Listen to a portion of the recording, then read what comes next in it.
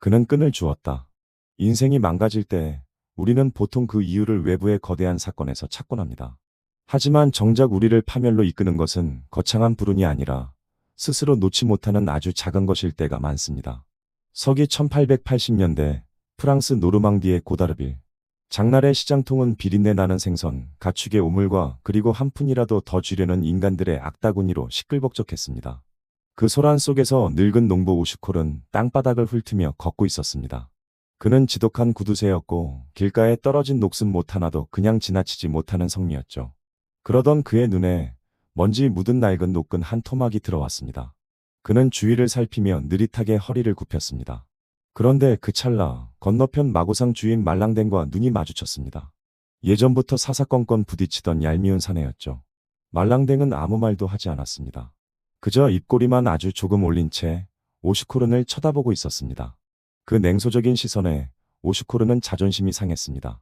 고작 쓰레기 하나 줍는 자신의 궁색한 꼴을 보이기 싫었던 노인은 마치 대단한 보물이라도 줍는 척 슬그머니 주머니를 매만지며 시치미를 뗐습니다. 그 사소한 행동이 그를 집어삼킬 거대한 구멍의 시작이었습니다. 오후의 시장 광장에 북소리가 울려 퍼졌습니다. 전령이 목청을 높였습니다. 오늘 오전 500프랑이 든 가죽 지갑을 분실한 사람이 있습니다. 주우신 분은 시장실로 신고해 주십시오. 500프랑.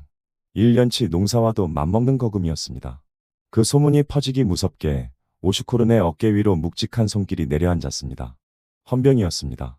그는 이유도 모른 채 시장실로 끌려갔습니다. 그곳엔 말랑댕이 기다리고 있었죠. 오슈코른 씨, 당신이 오늘 아침 길바닥에서 뭔가를 주워 주머니에 넣는 걸 말랑댕 씨가 똑똑히 봤다고 합니다. 그 지갑 어디 있습니까? 시장의 질문에 오슈코르는 억울함에 온몸을 떨며 주머니를 뒤집어 까보였습니다. 이것 보시오. 내가 주운 건 고작 이 끈 한 토막이란 말이오.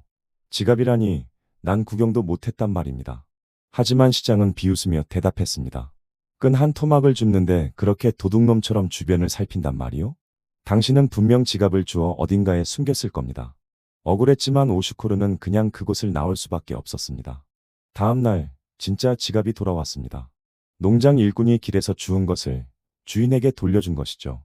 오슈코른의 결백이 증명된 순간이었습니다. 이제 모든 게 끝날 줄 알았습니다. 그는 의기양양하게 만나는 사람마다 붙잡고 주머니에서 그 끈을 꺼내 흔들었습니다. 처음에 사람들은 그저 낄낄거리며 농담을 던졌습니다. 영감님, 운이 좋았어. 지갑 숨겼다가 겁나서 사람 시켜 돌려준 거 아니요? 사람들은 장난으로 일부러 짓궂게 말했습니다. 사람들은 장난이었지만 그걸 장난으로 받아들이지 못했던 오슈코르는 멈추지 않았습니다. 그는 같은 이야기를 끝없이 반복했습니다. 그러자 사람들이 점점 그를 피하기 시작했습니다. 가볍게 웃어주던 이들조차 이제는 그를 보며 피곤하다는 듯 고개를 돌렸습니다. 그만 좀 하쇼, 영감님. 지갑은 돌아왔는데 왜 자꾸 그 끈 타령이야? 이제 지겹지도 않소?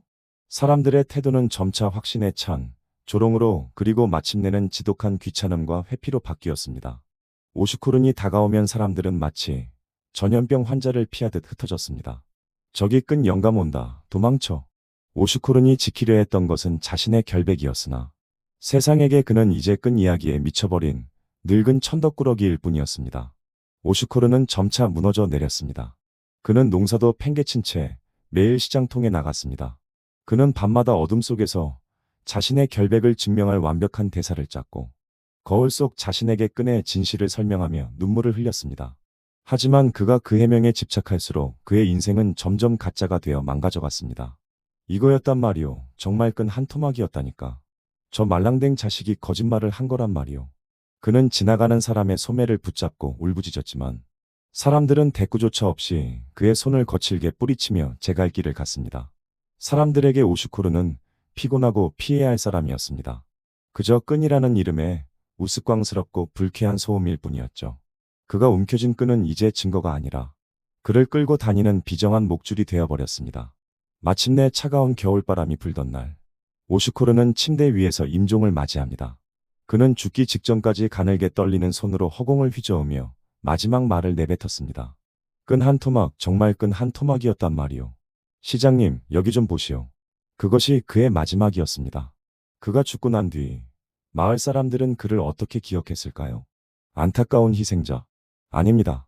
며칠 뒤 어느 선술집에서 누군가는 무심하게 술잔을 들이키며 말했습니다. 그 영감이 죽을 때까지 흔들던 그 끝말이야. 그게 도대체 뭐야? 오슈코른의 인생을 망가뜨린 건 오직 길바닥에 떨어진 끈 한 토막 때문만은 아니었습니다.